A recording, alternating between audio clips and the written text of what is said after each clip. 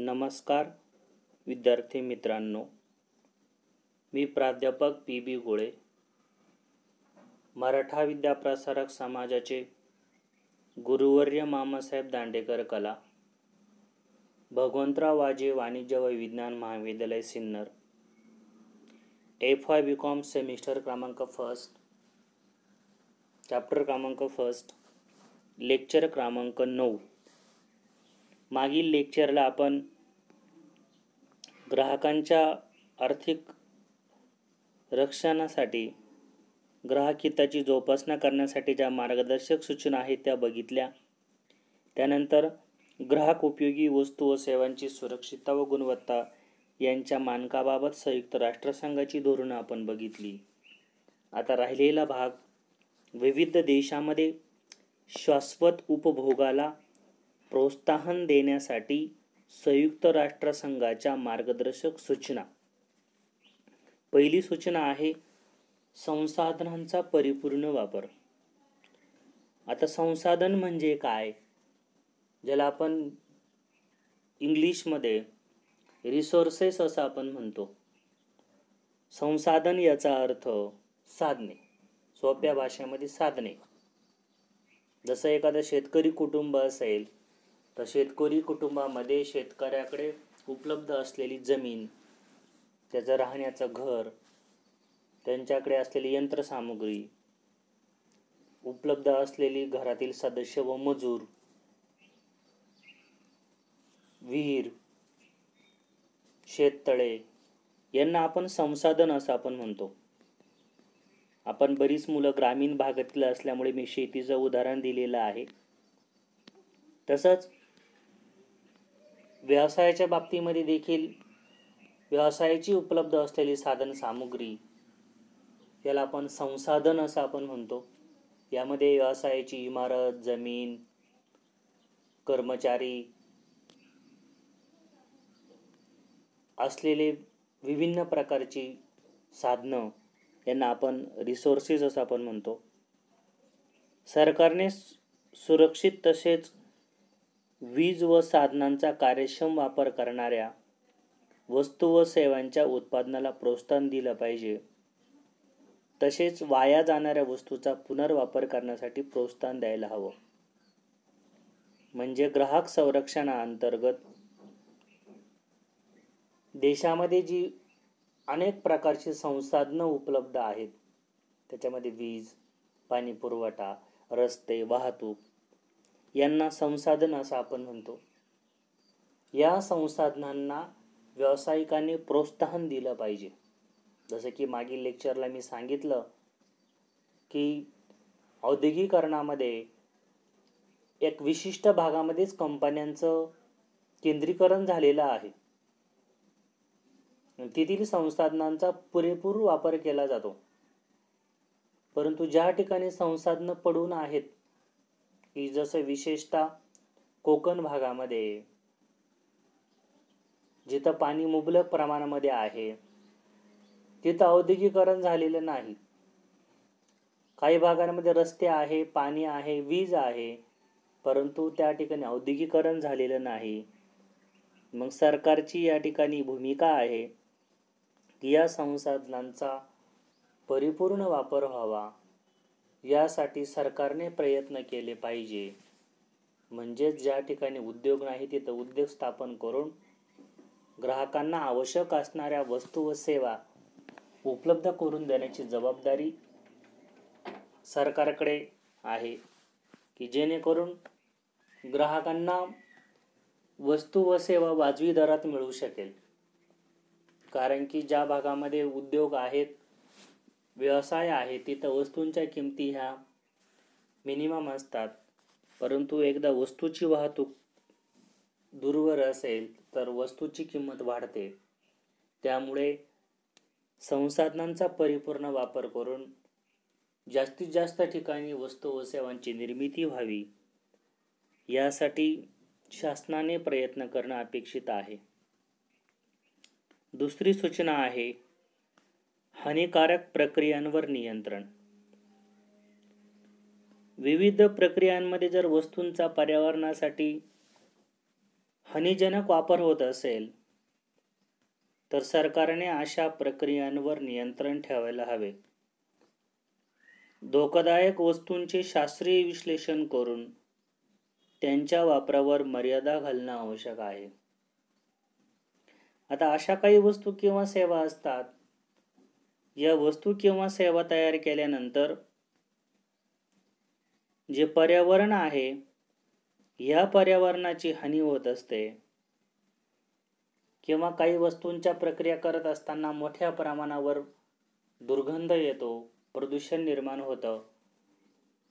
हवेचं प्रदूषण, पाण्याचं प्रदूषण, आवाजाचं प्रदूषण, हे 3 प्रदूषण प्रामुख्याने जास्त महत्त्वाची मानली जातात. म्हणजे अशा जे प्रक्रिया करणारे उद्योग आहेत, या प्रक्रिया करणाऱ्या उद्योगांवर ज्यांच्यापासून प्रदूषण होतं त्याच्यावर बंदी घातली पाहिजे, किंवा हे प्रक्रिया उद्योग अत्यंत महत्त्वाचे असतील तर अशा उद्योगांना गावे आणि शहरे यांच्यापासून दूर अंतरावर जिथं लोकवस्ती नाही तिथे त्यांना जागा उपलब्ध करून दिली पाहिजे. आता कुठलाही उद्योग म्हटला की प्रदूषण होणारच आहे.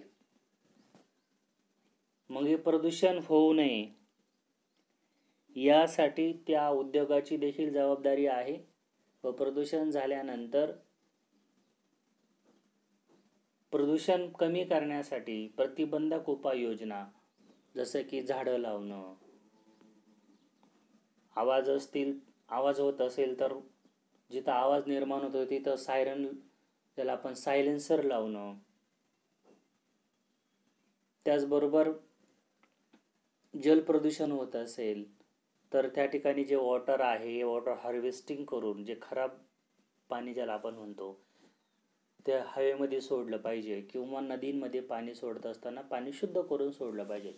अर्थात हा पर्यावरणाचा भाग आहे. या उपाययोजना अशा प्रकारच्या उद्योगांकडून होणं अपेक्षित आहे, जेणेकरून जे काही वस्तू किंवा सेवांची ग्राहकांना गरज आहे त्या त्यांना उपलब्ध करून देता येतील. पर्यावरणाची हानी होते म्हणून उद्योग बंद करणं हे काही अंशी शाश्वत उपभोगाला तीड निर्माण करणारं असू शकेल. तिसरा मुद्दा आहे ग्राहक संरक्षणास प्राधान्य. शाश्वत उपभोगास उत्तेजन देताना ग्राहक संरक्षणासाठी एक नियामक यंत्रणा सरकारद्वारे उभारणे आवश्यक आहे. जो शाश्वत उपभोग आहे, हक्काचा उपभोग आहे, जीवनावश्यक वस्तूंच्या बाबतीमध्ये आपण मागेही म्हटलंय की शाश्वत उपभोग म्हणजे ज्या प्राथमिक गरजा आहेत, अन्न, वस्त्र, निवारा, या भागवणं. आता या शाश्वत उपभोगास उत्तेजन देत असताना ग्राहक संरक्षणासाठी एक नियामक यंत्रणा सरकारद्वारे उभारणं आवश्यक आहे, की विभिन्न प्रकारच्या ग्राहकांना संपूर्ण भारतामध्ये किंवा त्या राष्ट्रामध्ये जीवनावश्यक वस्तूंच्या गरजा, जीवनावश्यक ज्या काही वस्तू असतील त्या ग्राहकांच्या गरजा भागवण्यासाठी सक्षम आहेत का, यासाठी सरकारने यंत्रणा उभारली पाहिजे. नंतर चौथा मुद्दा आहे प्रगतीचं मूल्यमापन. सर्व पातळ्यांवरती शाश्वत उपभोगाची प्रगती मोजण्यासाठी सरकारने विशिष्ट पद्धती निर्देशक तयार करायला हवेत व ही जी काही माहिती आहे ही संकलित करायला हवी. म्हणजे सर्व पातळ्यावर जी शाश्वत उपभोगाची प्रगती आहे ही सरकारने मोजण्यासाठी निर्देशांक तयार करायला हवीत. निर्देशांक म्हणजे सरासरी. निर्देशांक हा एक सरासरी असतो की शाश्वत उपभोगाची जी प्रगती आहे ही मोजण्यासाठी एकूण उद्योग आणि त्यांनी पुरवलेल्या उपभोग्य वस्तू यांची जे निर्देशांक आहे हे शासनाने तयार करायला हवेत, की जेणेकरून ग्राहकांचा शाश्वत उपभोग पूर्ण करण्यासाठी देशातील उद्योग यंत्रणा कशा प्रकारे मदत करते या निर्देशांकांचा उपयोग देशाचा आर्थिक विकास मोजण्यासाठी होत असतो. 5वी सूचना आहे विविध गटांची जबाबदारी. सुबद्ध ग्राहक आपल्या विशिष्ट निवडीतून पर्यावरणास, समाजास आणि अर्थव्यवस्थेस पूरक अशा प्रकारे विविध वस्तू व सेवांचा उपभोग वाढवण्यास मदत करू शकतात. सरकारने उपभोगाचे प्रमाण शाश्वत स्वरूपात टिकून राहावे अशा प्रकारची धोरणे विकसित करून ती राबवली पाहिजे. व्यवसायांची जबाबदारी ही विविध वस्तू व सेवांची संरचना, उत्पादन व वितरण अशा प्रकारे करावे की त्याचा शाश्वत उपभोग चालू राहील. सर्व समाजाचा सहभाग वाढवून शाश्वत उपभोगावरील विधायक चर्चा चालू ठेवणे ही ग्राहक संघटना व पर्यावरण संघटनांची जबाबदारी आहे, की जेणेकरून विविध गटांची जबाबदारी या मुद्द्यामध्ये निर्देशित केलेली आहे. जे सुबद्ध जे ग्राहक आहे आपल्या विशिष्ट निवडीतून जे काही पर्यावरण, समाज आणि अर्थव्यवस्था अशा प्रकारे विविध वस्तू व सेवांचा उपभोग वाढवण्यास मदत करू शकतात. म्हणजे असे काही ग्राहक आहेत, या ग्राहकांच्या गटाच्या माध्यमातून आपण मागे जो काही ग्राहकांची संघटना आहे याचा उल्लेख केला होता. अशा सक्षम जर ग्राहक संघटना असतील, या पर्यावरणास, समाजास आणि अर्थव्यवस्थेत हातभार लावण्यासाठी मदत करू शकतात. या गटांचा वस्तू व सेवांचा उपभोग जर वाढला तर व्यवसायाचं उत्पन्न वाढेल आणि एकदा व्यवसायाचं उत्पन्न वाढलं की व्यवसाय जर सुदृढ जर झाले तर ते देखील पर्यावरण आणि समाज यांना मदत करण्यासाठी प्रयत्न करतात. सरकारने जे उपभोगाचे प्रमाण शाश्वत स्वरूपात टिकून ठेवून अशा प्रकारची धोरणं राबवली पाहिजे, की जेणेकरून वस्तू व सेवांची जास्तीत जास्त विक्री होईल, की ज्या माध्यमातून ज्या काही वस्तू आणि सेवा असतील याची विक्री वाढल्यामुळे, विविध गटांनी ती जबाबदारी स्वीकारल्यामुळे एकूणच बाजारपेठेमध्ये चैतन्याचं वातावरण निर्माण करण्याचा प्रयत्न यामध्ये विविध गटांच्या माध्यमातून, सरकाराच्या माध्यमातून केला जावा. 6वा घटक आहे संशोधन आवश्यक. मागील लेक्चरला आपण संशोधन आणि नवनिर्मिती या दोन्ही संकल्पना या ठिकाणी अभ्यासल्या होत्या. संशोधन याचा अर्थ पुन्हा पुन्हा शोधून काढणे. पर्यावरणास मारक अशा प्रकारच्या सवयी व वर्तनाबाबत सरकार व संबंधित संस्थांनी संशोधन करायला हवे. कुठलीही जबाबदारी फक्त सरकार किंवा तो उद्योग यांचीच नसते. जसं की एकदम शुद्ध आणि गावंढळ भाषेमध्ये जर बोलायचं झालं तर आपल्या शेजारचं घर जळत आहे म्हणून बघ्यांची भूमिका घेणं असा हा प्रकार आहे. जेव्हा आग आपल्या घरात येऊन पोचते तेव्हाच आपण विझवण्याचा प्रयत्न त्यामध्ये करतो, परंतु शेजाराची आग जर आपण अगोदर विझवली तर आपल्या घरापर्यंत आग येणार नाही. अशा प्रकारची जी काही सवय आहे ही आपल्यामध्ये निर्माण व्हावी. तसंच आपण एक ग्राहक या नात्याने जिथं पर्यावरणाचं प्रदूषण होत आहे, पर्यावरणाचा समतोल ढासळतोय, त्या ठिकाणी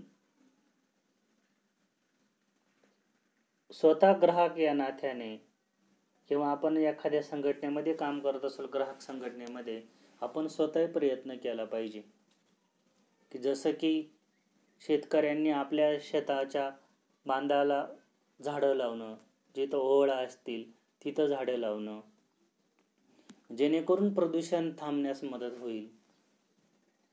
त्याचबरोबर शेतकऱ्यांनी देखील नदीमध्ये जे पाण्याचं होणारं प्रदूषण आहे हे रोखण्यासाठी आपल्या पातळीवर काही उपाययोजना करता येतील का, याचा विचार यामध्ये केला गेला पाहिजे.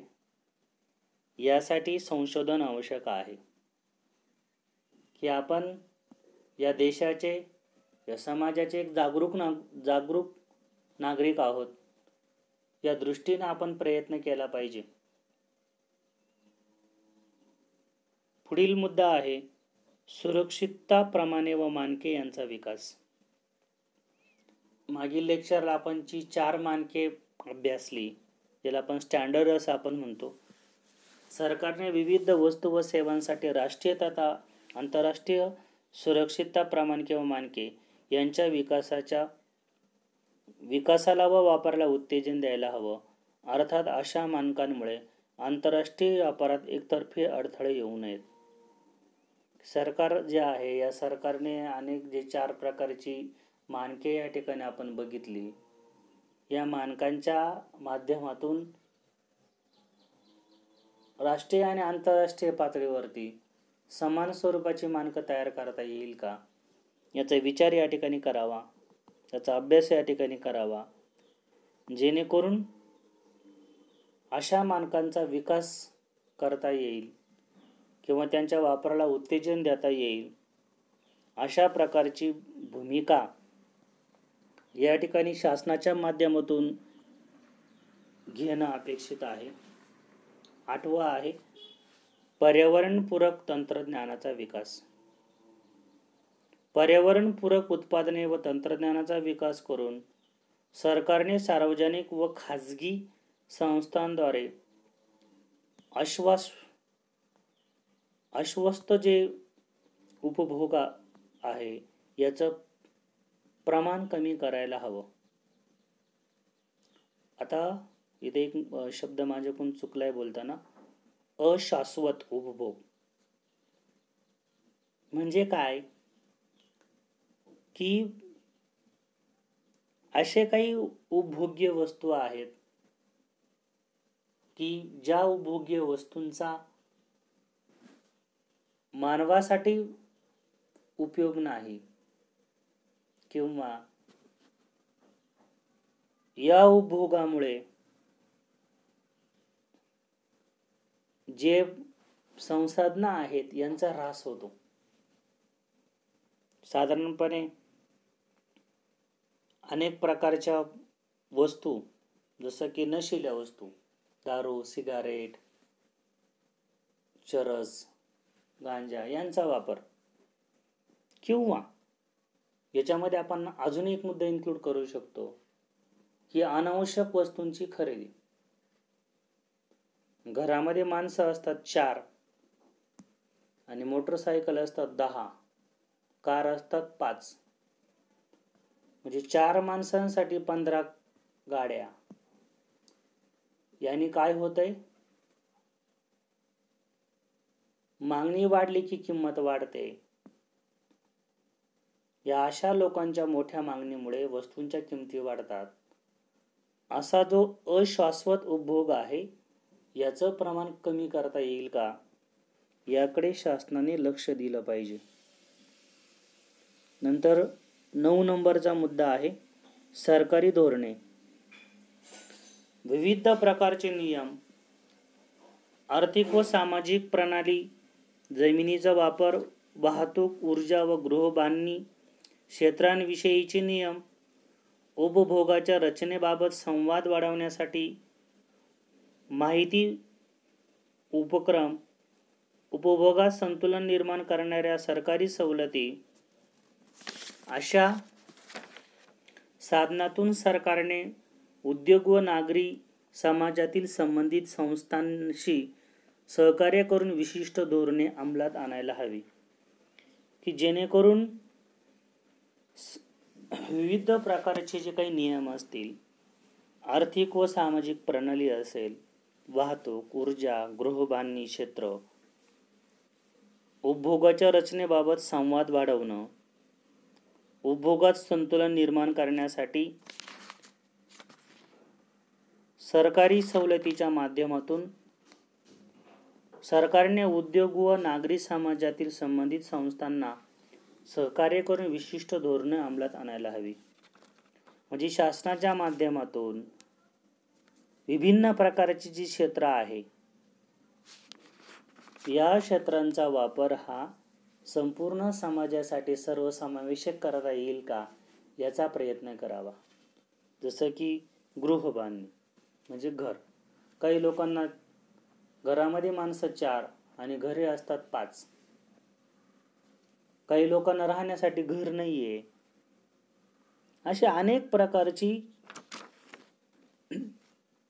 जी असमतोल आहे हा असमतोल दूर झाला पाहिजे. जमिनीच्या वापरामध्ये देखील काही लोक जमीनदार असतात, काही लोकांना राहण्यापुरती देखील जागा नसते. हा असमतोल दूर करण्याचा प्रयत्न शासनाने या माध्यमातून केला गेला पाहिजे. 10वा मुद्दा आहे शाश्वत उपभोगास प्राधान्य. आता विविध प्रकारचे जे काही आर्थिक निर्बंध असतात यामुळे पर्यावरण संरक्षणाचा खर्च शोषून सरकारने शाश्वत उपभोगाला उत्तेजन दिलं पाहिजे. जिथं जिथे पर्यावरणाचा ऱ्हास होतो, पर्यावरणाचं नुकसान होतं, त्यासाठी शासनाने विभिन्न प्रकारच्या उपाययोजना करून प्रयत्न केला पाहिजे. प्रत्येक उद्योग किंवा व्यवसाय जो आहे यापासून प्रदूषण निर्माण होतं. हे प्रदूषण थांबावं, प्रदूषण कमी व्हावं यासाठी त्या संस्थांवरती आर्थिक निर्बंध लावावेत, जेणेकरून जे काही पर्यावरण संरक्षण आहे हे कंट्रोलमध्ये होईल. किंवा ज्या ठिकाणी उद्योगांना शक्य नाही त्या ठिकाणी स्वतः शासनाने पर्यावरण संरक्षणाचा खर्च शोषून जे उद्योग किंवा उपभोग आहे यांना प्रोत्साहन दिलं गेलं पाहिजे. पुढचा मुद्दा आहे संयुक्त राष्ट्र संघाने पाणी, अन्न व औषधे यांच्या संबंधात ग्राहक संरक्षणासाठी दिलेल्या सूचना. यामध्ये अन्न, देशातील अन्न पुरवठ्याचे धोरण निश्चित करताना सरकारने सर्व नागरिकांच्या अन्न सुरक्षिततेची गरज लक्षात घ्यायला हवी व शक्य असेल तेथे जागतिक व आरोग्य संघटना व संस्थांनी जारी केलेल्या अन्नपदार्थ व वस्तूंची प्रमाणे स्वीकारली पाहिजे. विविध प्रकारचे अन्नपदार्थ सुरक्षित ठेवणे यासाठी मानके तयार करणे व लोकांची अन्न सुरक्षितता वाढवणे यासाठी सरकारचं जे काही प्राथमिक कर्तव्य आहे हे यामध्ये समजलं जातं. लेक्चर खूप मोठं होत आहे म्हणून पुढील भाग आपण पुढील लेक्चरला घेऊया. धन्यवाद.